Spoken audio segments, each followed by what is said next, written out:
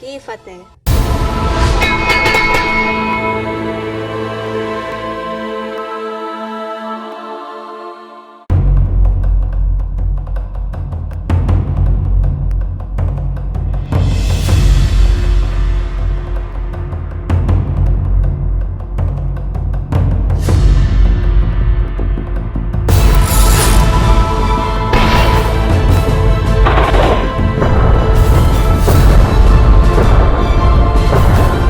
ਸਭ ਤੋਂ ਪਹਿਲਾਂ ਤਾਂ TV 84 ਦੇ ਸਾਰੇ ਦਰਸ਼ਕਾਂ ਨੂੰ ਫਤਿਹ ਅਰਜ਼ ਕਰਦਾ ਹਾਂ। ਆਸ ਕਰਦਾ ਪ੍ਰਵਾਨ ਕਰੋ ਕਿ ਵਾਹਿਗੁਰੂ ਜੀ ਕਾ ਖਾਲਸਾ ਵਾਹਿਗੁਰੂ ਜੀ ਕੀ ਫਤਿਹ।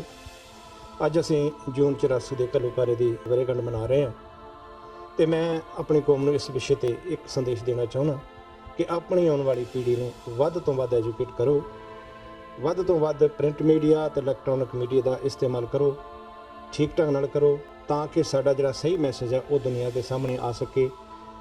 ਅਸੀਂ ਅਗਲੀ ਜਨਰੇਸ਼ਨ ਨੂੰ ਇਹ ਸਮਝਾ ਸਕੀਏ ਕਿ ਸਾਡਾ ਨਾਲ ਕੀ ਕੁਝ ਵਾਪਰਿਆ ਤੇ ਉਹ ਅੱਗੋਂ ਬਾਕੀ ਦੀ ਦੁਨੀਆ ਦੇ ਸਾਹਮਣੇ ਇਸ ਵਿਸ਼ੇ ਨੂੰ ਰੱਖ ਸਕਣ। मेरे आशिया का तो कुछ नहीं जल रहा है, जल जाए मगर इन हवाओं को रोकिए ना जले जो चमन सारे जहां का है। वाहिगुरू जी का खालसा वाहिगुरू जी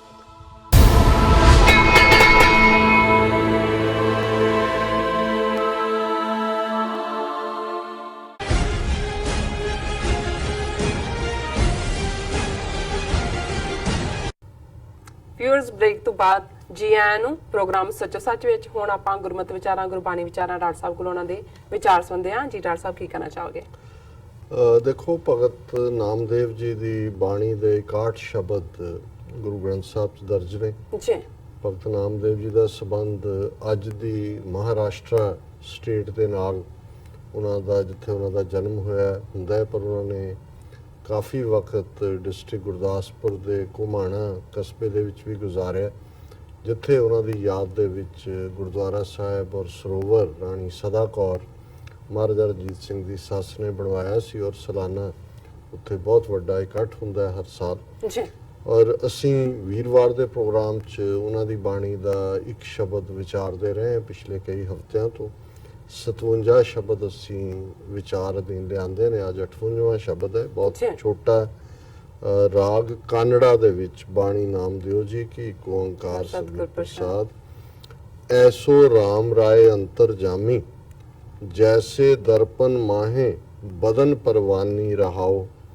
ਬਸੈ ਘਟਾ ਘਟ ਲੀਪ ਨਾ ਛੀਪੈ ਬੰਧਨ ਮੁਕਤਾ ਜਾਤ ਨਾ ਦੀਸੈ।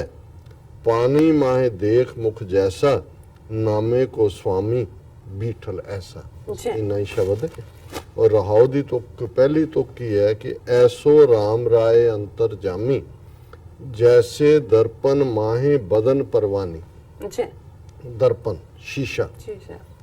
ਹੁਣ ਜ਼ਾਹਰ ਹੈ ਸ਼ੀਸ਼ੇ ਬਾਰੇ ਵੀ ਇੱਕ ਗੱਲ ਅੱਜ ਬੜੀ ਚੰਗੀ ਪਤਾ ਲੱਗੀ ਜਦੋਂ ਮੈਂ ਨਿਊ ਜਰਸੀ 'ਚ ਸੀ ਤੇ ਸਾਡੇ ਇੱਕ ਹੋਰ ਮਿੱਤਰ ਜਿਹੜੇ ਦੋਵੇਂ ਭਰਾ ਨੇ ਉਹਨਾਂ ਨੇ ਇੱਕ ਸ਼ੀਸ਼ਾ ਗਲਾਸ ਦੀ ਯੂਨਿਟ ਲਈ ਹੈ ਔਰ ਕਾਫੀ ਉਹਦੇ 'ਚੋਂ ਸਪਲਾਈ ਵੀ ਕਰਦੇ ਨੇ, ਬਣਾਉਂਦੇ ਵੀ ਨੇ। ਅਸੀਂ ਉਹਨਾਂ ਦਾ ਉਹ ਦੇਖਣ ਵੀ ਗਏ ਸਰ। ਔਰ ਜ਼ਾਹਰ ਹੈ ਗੱਲ ਕਰਦੇ ਆ, ਮੈਂ ਉਹਨਾਂ ਨੂੰ ਪੁੱਛਿਆ, ਮੈਂ ਕਿਹਾ ਜੀ ਇਹ ਤੁਹਾਡਾ ਤੁਸੀਂ ਕਿੱਥੋਂ ਇੰਪੋਰਟ ਕਰਦੇ ਹੋ ਜਾਂ ਇਹ ਸਾਰਾ ਜਿਹੜਾ ਡਿਜ਼ਾਈਨ ਅੱਜ ਕੱਲ੍ਹ ਬਹੁਤ ਕੁਛ ਹੁੰਦਾ ਹੈ? ਤੇ ਉਹ ਕਹਿਣ ਲੱਗੇ ਜੀ ਵੈਸੇ ਜਿਹੜਾ ਸ਼ੀਸ਼ਾ ਹੈ ਇਹ ਡੈਜ਼ਰਟ ਦੇ ਵਿੱਚ ਹੀ ਜ਼ਿਆਦਾ ਹੁੰਦਾ ਹੈ ਪਹਿਲਾ ਜਿਹੜਾ ਮੂਲ ਤੌਰ 'ਤੇ ਜਿਹੜਾ ਹੈ, ਔਰ ਇਹ ਰੇਤ ਹੀ ਹੁੰਦੀ ਹੈ। ਕਿਉਂਕਿ ਮੈਨੂੰ ਫਿਰ ਖਿਆਲ ਆਇਆ, ਮੈਂ ਕਿਹਾ ਕਿ ਵੀ ਮੁਗਲਿਆ ਸਲਤਨਤ ਹੋਏ ਜਾਂ ਉਸ ਤੋਂ ਪਹਿਲਾਂ ਹੋਏ ਉਹ ਸਾਰੇ ਪੀਰੀਅਡ ਦੇ ਵਿੱਚ ਹੀ ਜਿਹੜਾ ਗੱਲ ਸ਼ੀਸ਼ੇ ਦੀ ਹੁੰਦੀ ਸੀ ਕਿਉਂਕਿ ਉਹੀ ਰੇਤ ਹੀ ਹੈ ਜਿਹੜੀ, ਕਿਉਂਕਿ ਰੇਤ ਸੂਰਜ ਦੀਆਂ ਕਿਰਨਾਂ ਚਮਕ ਔਰ ਰੇਤ ਦੇ ਵੀ ਤੁਸੀਂ ਆਰ ਪਾਰ ਦੇਖ ਲੈਂਦੇ ਹੋ, ਸੋ ਉਹਦੇ ਚੋਂ ਹੀ ਸ਼ੀਸ਼ਾ ਬਣਦਾ। ਔਰ ਜ਼ਾਹਰ ਹੈ ਕਿ ਮੈਨੂੰ ਇਸ ਲਈ ਗੁਰਬਾਣੀ ਦੀ ਤੁਕ ਜਦੋਂ ਅਸੀਂ ਬਾਰ-ਬਾਰ ਪੜ੍ਹਦੇ ਰਹੇ ਹਾਂ ਜਾਂ ਪੜ੍ਹਦੇ ਹਾਂ ਕਿ ਬਈ ਇਹ ਜਿਹੜਾ ਜਗ ਰਚਨਾ ਸਭ ਝੂਠ ਹੈ ਜਾਨ ਲਿਓ ਰੇ ਮੀਤ ਕਹੋ ਨਾਨਕ ਥਿਰ ਨਾ ਰਹੇ ਜਿਉਂ ਬਾਲੂ ਕੀ ਪੀਤ। ਇਹ ਜਿਹੜਾ ਸੰਸਾਰ ਹੈ ਇਹ ਰਹਿਣ ਵਾਲਾ ਨਹੀਂ ਹੈ ਹਮੇਸ਼ਾ, ਜਿਵੇਂ ਰੇਤ ਦਾ ਦਰਵਾਜ਼ਾ। ਹੁਣ ਜ਼ਾਹਰ ਹੈ ਵੀ ਰੇਤ ਦਾ ਤਾਂ ਦਰਵਾਜ਼ਾ ਬਣ ਹੀ ਨਹੀਂ ਸਕਦਾ, ਰੇਤ ਦਾ ਤਾਂ ਇੱਕ ਕਣ ਦੂਜੇ ਦੇ ਉੱਤੇ ਨਹੀਂ ਖਲੋਂਦਾ। ਹੁਣ ਜਿਹੜਾ ਬਾਲੂ ਕੀ ਭੀਤ ਹੈ ਉਹ ਜਿਹੜਾ ਸ਼ੀਸ਼ਾ ਹੈ ਈਵਨ ਉਹ ਵੀ ਰੇਤ ਦਾ ਦਰਵਾਜ਼ਾ ਬਣਾ ਦਿੰਦਾ ਹੈ ਕਿਉਂਕਿ ਉਹ ਰੇਤ ਹੀ ਹੈ ਜਿਹਦੇ ਚੋਂ ਤੁਸੀਂ ਟਰਾਂਸਪੇਰੈਂਟਲੀ ਇੱਕ ਦੂਜੇ ਨੂੰ, ਜਿਹਨੂੰ ਅਸੀਂ ਦਰਪਣ ਆਈਨਾ ਦੂਜਾ ਕਹਿੰਦੇ ਆ, ਔਰ ਹੁੰਦਾ ਕੀ ਹੈ ਦਰਪਣ ਨੂੰ ਤੁਹਾਡੀ ਸ਼ਕਲ ਹੀ ਤੁਹਾਨੂੰ ਦਿਖਾ ਰਿਹਾ ਹੁੰਦਾ। ਔਰ ਭਗਤ ਨਾਮਦੇਵ ਜੀ ਕਹਿੰਦੇ ਨੇ ਐਸੋ ਰਾਮ ਰਾਏ ਅੰਤਰਜਾਮੀ ਕਿ ਰਮਿਆ ਹੋਇਆ ਵਾਹਿਗੁਰੂ ਉਹ ਹਰ ਇੱਕ ਦੇ ਦਿਲਾਂ ਦੀ ਜਾਣਨ ਵਾਲਾ ਅੰਤਰਜਾਮੀ ਇਵੇਂ ਹੈ ਜੈਸੇ ਦਰਪਨ ਮਾਹੇ ਬਦਨ ਪਰਵਾਨੀ। ਹੁਣ ਜਿਉਂ ਜਿਉਂ ਅਸੀਂ ਹੁੰਦੇ ਆ ਉਹ ਜਿਹੇ ਸ਼ੀਸ਼ੇ 'ਚ ਦੱਸਦੇ ਆ। ਸ਼ੀਸ਼ਾ ਤਾਂ ਇੱਕ ਦਰਪਨ ਹੈ ਜਿਹੜਾ ਤੁਹਾਨੂੰ ਦਿਖਾ ਦਿੰਦਾ ਵੀ ਤੁਸੀਂ ਕੀ ਹੋ। ਤੇ ਭਗਤ ਨਾਮਦੇਵ ਜੀ ਕਹਿੰਦੇ ਨੇ ਜਿਵੇਂ ਦਰਪਨ ਦੇ ਵਿੱਚ, ਆਰਸੀ ਦੇ ਵਿੱਚ, ਸ਼ੀਸ਼ੇ ਦੇ ਵਿੱਚ ਸਾਡਾ ਵਜੂਦ ਸਾਨੂੰ ਦਿਸਦਾ ਹੈ ਜਦੋਂ ਅਸੀਂ ਰੱਬ ਦੇ ਆਮੋ ਸਾਹਮਣੇ ਹੁੰਦੇ ਆ, ਜਿਹੜਾ ਵਾਹਿਗੁਰੂ ਵੀ ਸਾਡੇ ਅੰਦਰ ਹੈ ਉਸ ਦਰਪਨ ਦੀ ਤਰ੍ਹਾਂ, ਤੇ ਉਹ ਅੰਤਰਜਾਮੀ ਸਾਨੂੰ ਸਾਡਾ ਠੀਕ ਚਿਹਰਾ ਦਿਖਾ ਦਿੰਦਾ ਅਸੀਂ ਕੀ ਹੈ। ਸੋ ਜ਼ਾਹਰ ਹੈ ਕਿ ਆਪਣੇ ਰੂਬਰੂ ਹੋਣਾ, ਜਦੋਂ ਅਸੀਂ ਕਹਿੰਦੇ ਹਾਂ ਕਿ ਅਸੀਂ ਆਪਣੇ ਰੂਬਰੂ, ਜਾਂ ਮੈਂ ਕਬੀਰ ਸਾਹਿਬ ਦਾ ਇਹ ਸ਼ਬਦ ਦੁਹਰਾਉਂਦਾ ਹੈ ਕਿ ਬੰਦੇ ਖੋਜ ਦਿਲ ਹਰ ਰੋਜ਼ ਨਾ ਫਿਰ ਪਰੇਸ਼ਾਨੀ ਮਾਹੇ, ਕਿ ਵੀ ਆਪਣੇ ਦਿਲ ਨੂੰ ਆਪ ਖੋਜ। ਜਦੋਂ ਤੁਸੀਂ ਆਪਣਾ ਘੱਟਾ ਝਾੜ ਕੇ ਦੇਖਾਂਗੇ, ਹੁਣ ਕਈ ਵਾਰ ਮੂੰਹ ਦੇ ਉੱਤੇ ਤੁਸੀਂ ਬਾਹਰੋਂ ਆਉਂਦੇ ਹੋ, ਘੱਟਾ ਲੱਗਾ, ਧੋ ਧਾ ਕੇ ਸਾਬਣ ਸੁਬਣ ਲਾ ਕੇ ਡਿਸ਼ਕਣ ਲੱਗ ਪੈਂਦੇ। ਪਹਿਲਾਂ ਉਹੀ ਜੋ ਮੂੰਹ ਤੇ ਚਿੰਬੜਿਆ ਸ਼ੀਸ਼ਾ ਉਹੀ ਦਿਖਾ ਰਿਹਾ ਹੁੰਦਾ ਕਿ ਜਦੋਂ ਸਾਫ਼ ਹੋ ਜਾਂਦਾ ਫਿਰ ਸ਼ੀਸ਼ਾ ਤੁਹਾਨੂੰ ਉਹੀ ਦਿਖਾਉਂਦਾ। ਸੋ ਕੁੱਲ ਬਣਾ ਕੇ ਜਿਹੜਾ ਹੈ ਉਹ ਤੁਹਾਡਾ ਅੰਦਰ ਹੀ ਉਹ ਦਰਪਨ ਹੈ ਜਿੱਥੇ ਵਾਹਿਗੁਰੂ ਅੰਤਰਜਾਮੀ ਬੈਠਾ, ਜਿਹੜਾ ਤੁਹਾਨੂੰ ਤੁਹਾਡੀ ਅਸਲ ਔਕਾਤ ਦਿਖਾਉਂਦਾ ਹੈ। ਬਸੈ ਘਟਾ ਘਟ ਲੀਪ ਨਾ ਛੀਪੈ ਬੰਧਨ ਮੁਕਤਾ ਜਾਤ ਨਾ ਦਿਸੈ। ਘਟਾ ਘਟ ਹਰ ਘਟ ਵਿੱਚ, ਹਰ ਦਿਲ ਵਿੱਚ, ਕਿ ਉਹ ਵਾਹਿਗੁਰੂ ਹਰ ਦਿਲ ਵਿੱਚ ਵਸਦਾ ਔਰ ਲੀਪ ਨਾ ਛੀਪੈ। ਲੀਪ ਹੈ ਮਾਇਆ ਦਾ ਅਸਰ, ਉਸ ਦੇ ਉੱਤੇ ਕੋਈ ਮਾਇਆ ਦਾ ਅਸਰ ਛੀਪੈ, ਕੋਈ ਉਹਦੇ ਤੇ ਦਾਗ ਨਹੀਂ ਲੱਗਾ ਹੋਇਆ। ਜ਼ਾਹਰ ਹੈ ਕਿ ਵਾਹਿਗੁਰੂ ਸਾਡੇ, ਹੁਣ ਅਸੀਂ ਤਾਂ ਮਾਇਆ ਦੇ ਅਸਰ ਥੱਲੇ, ਕਿਉਂਕਿ ਗੁਰੂ ਸਾਹਿਬ ਨੇ ਫਰਮਾਇਆ ਸੀ ਕਿ ਲਿਵ ਛੁੜਕੀ ਲੱਗੀ ਤ੍ਰਿਸ਼ਨਾ ਮਾਇਆ ਅਮਰ ਵਰਤਾਇਆ। ਜੋ ਹੀ ਜਨਮ ਹੋਇਆ, ਪਲਾਸੈਂਟਾ ਕੱਟਿਆ ਗਿਆ, ਬਾਹਰ ਆ ਕੇ ਵੈਂ ਸ਼ੁਰੂ ਹੋਈ ਤੇ ਫਿਰ ਮਾਇਆ ਦਾ ਰਾਜ ਸ਼ੁਰੂ ਹੋ ਗਿਆ। ਬਾਹਰਲੀ ਦੁਨੀਆ ਤਾਂ ਮਾਇਆ ਦੀ ਹੈ। ਲਿਵ ਛੁੜਕੀ ਲੱਗੀ ਤ੍ਰਿਸ਼ਨਾ, ਡਿਜ਼ਾਇਰ ਆ ਗਈ, ਇੱਛਾਵਾਂ ਦੀ ਜਿਹੜੀ ਹੈ ਉਹ ਦੌੜ ਸ਼ੁਰੂ ਹੋ ਗਈ। ਔਰ ਅਮਰ ਅਰਬੀ ਦੇ ਵਿੱਚ ਹੁਕਮ ਨੂੰ ਕਹਿੰਦੇ ਨੇ, ਮਾਇਆ ਅਮਰ ਵਰਤਾਇਆ, ਮਾਇਆ ਦਾ ਹੁਕਮ ਚੱਲਣ ਲੱਗ ਗਿਆ। ਹੁਣ ਇੱਥੇ ਜਦੋਂ ਬਾਰ-ਬਾਰ ਇਹ ਯਾਦ ਕਰਵਾ ਰਹੇ ਨੇ ਭਗਤ ਨਾਮਦੇਵ ਜੀ ਕਿ ਭਾਵੇਂ ਸਾਡਾ ਵਜੂਦ ਮਾਇਆ ਦੀ ਪਕੜ ਦੇ ਵਿੱਚ ਹੋਏ, ਪਰ ਜਿਹੜਾ ਵਾਹਿਗੁਰੂ ਵਿੱਚ ਬੈਠਾ ਹੈ ਉਹ ਮਾਇਆ ਤੋਂ ਨਿਰਲੇਪ ਹੈ। ਬਸੈ ਘਟਾ ਘਟ ਲੀਪ ਨਾ ਛੀਪੈ, ਉਸ ਦੇ ਉੱਤੇ ਕੋਈ ਮਾਇਆ ਦਾ ਦਾਗ ਨਹੀਂ ਹੈ। ਬੰਧਨ ਮੁਕਤਾ ਜਾਤ ਨਾ ਦਿਸੈ, ਉਹ ਬੰਧਨ ਤੋਂ ਆਜ਼ਾਦ ਹੈ। ਤੇ ਉਹਨੂੰ ਤੁਹਾਡੀ ਵੀ ਔਕਾਤ, ਜ਼ਾਤ ਉੱਚੀ ਜਾਂ ਨੀਵੀਂ ਇਹ ਫਰਕ ਨਹੀਂ ਪੈਂਦਾ। ਇਹ ਤਾਂ ਇਹੀ ਹੈ ਜੈਸੇ ਦਰਪਨ ਮਾਏ ਬਦਨ ਪਰਵਾਨੀ। ਤੁਹਾਡੇ ਅੰਦਰ ਕੀ ਹੈ ਉਸ ਹਕੀਕਤ ਨੂੰ ਹੀ ਵਾਹਿਗੁਰੂ ਜਾਣਦੇ ਨੇ, ਔਰ ਉਹਨਾਂ ਦਾ ਤੁਹਾਡੇ ਊਚ ਨੀਚ ਦੇ ਨਾਲ ਕੋਈ ਨਹੀਂ ਹੈ ਵਾਸਤਾ। ਪਾਣੀ ਮਾਹੇ ਦੇਖ ਮੁਖ ਜੈਸਾ ਨਾਮੇ ਕੋ ਸੁਆਮੀ ਬੀਠਲ ਐਸਾ।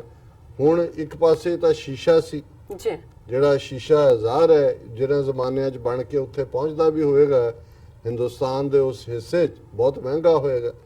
ਔਰ ਕਿਤੇ ਮੈਂ ਪੜ੍ਹ ਰਿਹਾ ਸੀ ਕਿ ਵੀ ਉਹ ਕਹਿੰਦੇ ਜੀ ਪੁਰਾਤਨ ਸਿੰਘ ਜਦੋਂ ਦਸਤਾਰੇ ਸਜਾਉਂਦੇ ਸੀ ਕਿਵੇਂ, ਉਹ ਕਹਿੰਦੇ ਜੀ ਪਾਣੀ 'ਚ ਦੇਖ ਕੇ। ਹੁਣ ਜ਼ਾਹਰ ਹੈ ਕਿ ਪਾਣੀ ਦੇ ਵਿੱਚ ਵੀ ਤੁਹਾਡਾ ਇਮੇਜ ਹੁੰਦਾ ਹੈ।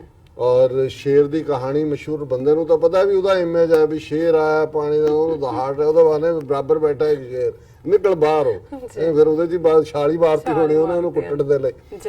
ਸੋ ਜ਼ਾਹਰ ਹੈ ਕਿ ਵੀ ਭਗਤ ਜੀ ਯਾਦ ਕਰਵਾਉਂਦੇ ਨੇ ਕਿ ਵੀ ਅਲਟੀਮੇਟਲੀ ਜੋ ਅਸੀਂ ਹਾਂ ਉਹ ਅਸੀਂ ਆਪਣੇ ਦਰਪਣ 'ਚ ਦੇਖਦੇ, ਔਰ ਉਹਦੇ 'ਚ ਕੋਈ ਧੋਖਾ ਨਹੀਂ ਹੁੰਦਾ। ਤੁਸੀਂ ਦੁਨੀਆ ਨੂੰ ਦਿਖਾਉਣ ਲਈ, ਹੁਣ ਮੇਕਅਪ ਤਾਂ ਬਹੁਤਾ ਧੋਖਾ ਹੀ ਹੁੰਦਾ ਨਾ ਕਿ ਵੀ ਤੁਸੀਂ ਕਿਵੇਂ ਦੇ ਕੀ ਬਣ ਗਏ, ਉਹਦੇ ਤੇ ਕੀ ਚਾੜ ਦਿੱਤਾ, ਕੀ ਉਹਦੇ ਤੇ ਲਾ ਦਿੱਤਾ। ਲੇਕਿਨ ਜਦੋਂ ਤੁਸੀਂ ਸਭ ਧੋ ਕੇ ਸ਼ੀਸ਼ੇ 'ਚ ਦੇਖੋਗੇ ਉਹ ਤਾਂ ਉਹੀ ਰਹਿਣਾ ਜੋ ਤੁਸੀਂ ਹੈਗੇ। ਸੋ ਪਾਣੀ ਮਾਹੇ ਦੇਖ ਮੁਖ ਜੈਸਾ, ਜਿਵੇਂ ਪਾਣੀ ਦੇ ਵਿੱਚ ਅਸੀਂ ਆਪਣਾ ਆਪਾ ਦੇਖਦੇ ਹਾਂ ਔਰ ਉਹੀ ਹੁੰਦਾ ਜੋ ਅਸੀਂ ਹਾਂ। ਨਾਮੇ ਕੋ ਸੁਆਮੀ ਬੀਠਲ ਐਸਾ। ਨਾਮਦੇਵ ਜੀ ਨੇ ਆਪਣੀ ਬਾਣੀ ਦੇ ਵਿੱਚ ਰੱਬ ਦੇ ਲਈ ਲਫ਼ਜ਼ ਬੀਠਲ ਇਸਤੇਮਾਲ ਕੀਤਾ ਕਿ ਜਿਹੜਾ ਮਾਇਆ ਤੋਂ ਨਿਰਲੇਪ ਹੈ, ਜਿਹੜਾ ਨਿਰਾਕਾਰ ਹੈ। ਔਰ ਭਗਤ ਨਾਮਦੇਵ ਜੀ ਕਹਿੰਦੇ ਨੇ ਕਿ ਜਿਵੇਂ ਪਾਣੀ ਦੇ ਵਿੱਚ ਸਾਡੀ ਆਪਣੀ ਹੋਂਦ ਦੀ ਨਜ਼ਰ ਆਉਂਦੀ ਹੈ, ਨਾਮਦੇਵ ਜੀ ਫਰਮਾਉਂਦੇ ਨੇ ਕਿ ਉਹਨਾਂ ਦਾ ਜਿਹੜਾ ਰੱਬ ਹੈ ਉਹ ਉਵੇਂ ਹੀ ਹੈ, ਬਿਲਕੁਲ ਨਿਰਲੇਪ, ਮਾਇਆ ਤੋਂ ਅੱਡ, ਘਟ ਘਟ ਦੇ ਵਿੱਚ ਵਸਿਆ ਹੋਇਆ। ਔਰ ਹਰ ਇੱਕ ਨੂੰ ਉਸ ਦਾ ਸ਼ੀਸ਼ਾ ਦਿਖਾ ਰਿਹਾ ਜੀ ਹੈ ਅੰਦਰ ਡਾਕਟਰ ਬੈਠ ਸਾਹਿਬ, ਕੇ। ਤੁਹਾਡਾ ਬਹੁਤ ਬਹੁਤ ਸ਼ੁਕਰੀਆ, ਤੁਸੀਂ ਅੱਜ ਦੇ ਅਹਿਮ ਇਸ਼ੂ ਤੇ ਅੱਜ ਦਾ ਵਿਚਾਰ ਸਾਰੇ ਦਰਸ਼ਕਾਂ ਨਾਲ ਸਾਂਝਾ ਕੀਤਾ। ਸਨ ਆਪਣੇ ਵਿਊਅਰਸ ਕੋਲ ਨੇ ਇਜਾਜ਼ਤ। ਵਿਊਅਰਸ, ਤੁਹਾਡਾ ਬਹੁਤ ਬਹੁਤ ਸ਼ੁਕਰੀਆ, ਤੁਸੀਂ ਆਪਣੇ ਕੀਮਤੀ ਸਮੇਂ ਵਿੱਚ ਸਮਾਂ ਕੱਢ ਕੇ ਸਾਨੂੰ ਆਪਣੇ ਰਾਏ ਤੇ ਸੁਝਾਅ ਭੇਜੇ ਨੇ। ਤਾਂ ਭੇਜਦੇ ਰਹਿਣਾ ਸਾਡੇ ਇਸ ਪਤੇ ਤੇ sos@tv84.tv ਤੇ ਅਸੀਂ ਆਪਣਾ ਪ੍ਰੋਗਰਾਮ ਲੈ ਕੇ ਫਿਰ ਦੁਬਾਰਾ ਹਾਜ਼ਰ ਹੋਵਾਂਗੇ। ਤਦ ਤੱਕ ਲਈ ਮੈਨੂੰ ਤੇ ਪੰਡਾ ਸੁਣਾ ਗਿਆ ਰਹੋ, ਦੇਖਦੇ ਰਹੋ TV84, ਬੁਲਾ ਦਿਓ ਫਤਿਹ। ਵਾਹਿਗੁਰੂ ਜੀ ਕਾ ਖਾਲਸਾ, ਵਾਹਿਗੁਰੂ ਜੀ ਕੀ ਫਤਿਹ। ਫਤਿਹ।